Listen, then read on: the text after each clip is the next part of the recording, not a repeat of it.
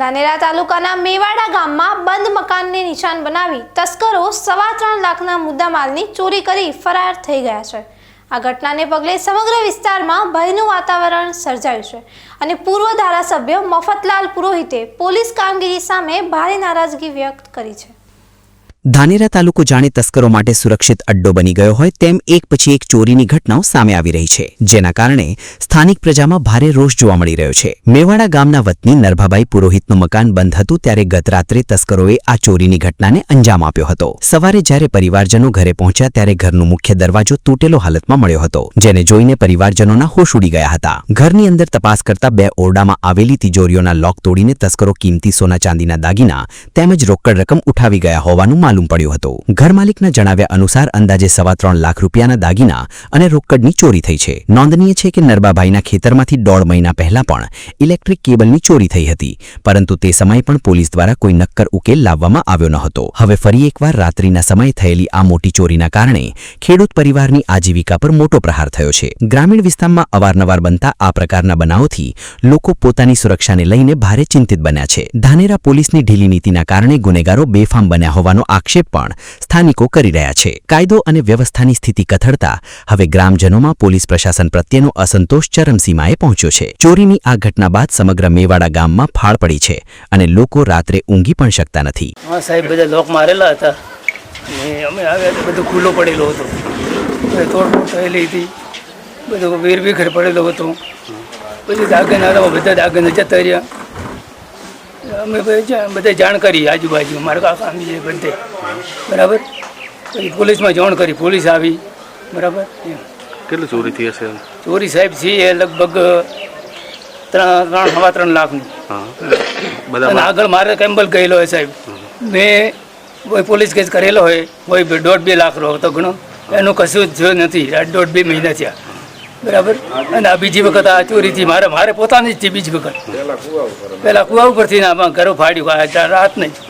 મેવાડા ગામના મધ્યમાં જ આવેલા મકાનમાં આ રીતે થયેલી ચોરીથી ગ્રામજનોમાં ભારે ડર અને ફાળ વ્યાપી ગયો છે। ધાનેરા તાલુકાના મોટાભાગના ગ્રામીણ વિસ્તારોમાં લોકો ખેતી અને પશુપાલન સાથે જોડાયેલા હોય છે।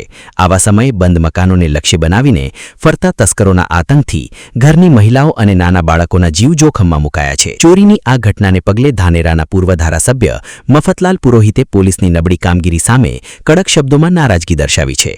તેમણે જણાવ્યું કે ધાનેરા શહેરમાં પણ અગાઉ સંખ્યાબદ્ધ ચોરીઓ થઈ ચૂકી છે, છતાં પરિણામ શૂન્ય રહ્યું છે। જો પોલીસ આ રીતે હાથ પર હાથ ધરીને બેસી રહેશે તો ગુનેગારોની હિંમત બેવડાશે। પ્રજાનો આક્રોશ વધે તે પહેલા પોલીસે ગંભીરતા દાખવી તસ્કરોને સળિયા પાછળ ધકેલવા જોઈએ। આજે મેવાડા ગામમાં નરભાભાઈ તળસાજી કાતરેસા એમને ત્યાં ઘરફોડ ચોરી થઈ છે અને કેમેરામાં અસ્પષ્ટ રીતે કેટલાક બે માણસ આવ્યા છે મોટરસાઇકલ પર, એમાં કેમેરામાં આવ્યું છે। હકીકતમાં 1.5 મહિના પહેલાં આ જ નરભાભાઈને 2.25 લાખ રૂપિયાનો કેબલ ચોરાયો છે, જેની FIR નથી કરાવી એટલા માટે કે પોલીસે કહ્યું હતું કે અમે પકડી પાડશું એને, અને આજે 1.5 મહિનાથી એમાં કંઈ થયું નથી। અને એના જ ઘેરે આજે 1.5 મહિને ફરીથી એના ઘરમાં આવીને તિજોરી ચોરી છે અને લગભગ 3.25 લાખ રૂપિયાની રોકડ રકમ હતી, થોડી સોનાનું 1 તોલાનું એક ફૂલ હતું, એમ થઈને 3.25 લાખ રૂપિયાનું બીજી ચોરી થઈ છે। અને ગામમાં લોકોમાં બહુ રોષ છે। જો આ જ રીતે બેફામ થઈને ચોરો ફરતા રહેશે તો આ પોલીસ ચોકીઓને તાળા મારી દો અને પછી પ્રજા કાયદો હાથમાં લેશે। 6 થી 7 ઘરફોડ ચોરી થઈ છે, આજે અઠવાડિયું થયું, એમાં પણ કોઈ માણસ હજી સુધી પકડાયા નથી। ધાનેરા એટલે ચોરોનું સ્વર્ગ થઈ ગયું છે। રાજસ્થાનની બોર્ડર લાગે છે, રાજસ્થાનથી પણ માણસો આવી શકે છે। દારૂ બેફામ રીતે પીવાય છે, એવી જ રીતે ગુટકા એટલા ખવાય છે।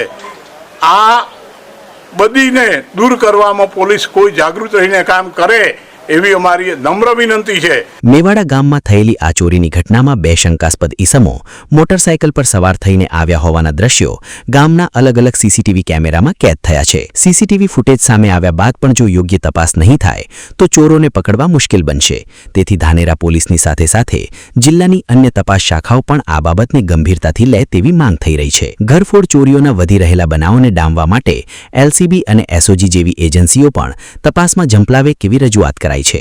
ધાનેરા શહેર સહિત ગ્રામીણ વિસ્તારના લોકો હવે પોલીસ પાસેથી આક્રમક તપાસ અને કડક પગલાંની આશા રાખી રહ્યા છે. જો તાત્કાલિક ચોર ટોળકીને ઝડપી પાડવામાં નહીં આવે તો સ્થાનિકો દ્વારા વિરોધ પ્રદર્શન કરવાની પણ ચર્ચા ચાલી રહી છે. અમારા ગામમાં અનેક બનાવ ચોરીના બન્યા છે. હજુ સુધી કોઈ ચોર પકડાનો નથી, તો પોલીસ શું કાર્ય કરી રહી છે? હજુ સુધી મેવાડા ગામને હજુ સુધી કોઈ એક ચોર નથી આપ્યો પોલીસે કે આ તમારા ગામનો ચોરી કરી આ ચોર છે.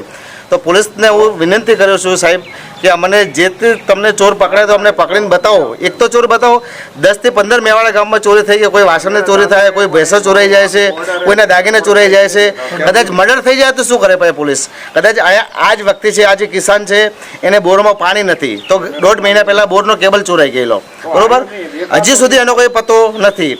આ જ કિસાનની અંદર 3.5 લાખની ચોરી પાછી નવેસરથી થઈ છે. તો આ લોકો ગુજરાન કઈ રીતે ચલાવવું? એટલે પોલીસ તંત્રને મારી વિનંતી કે જેમ બને એવા ચોરને પકડી પાડો અને મેવાડા ગામની અંદર બીજો આવો કિસ્સો અમને સાંભળવા ન મળવો જોઈએ કે મેવાડા ગામમાં ચોરી થઈ એમ. ધાનેરા વિસ્તારમાં સતત વધી રહેલી ચોરીની ઘટનાઓએ પોલીસ પેટ્રોલિંગના દાવાઓની પોલ ખોલી નાખી છે. ત્યારે હવે સીસીટીવી ફૂટેજના આધારે પોલીસ તસ્કરો સુધી ક્યારે પહોંચે છે તે જોવું રહ્યું. Ramesh Prajapati, BK news channel, Dhanera.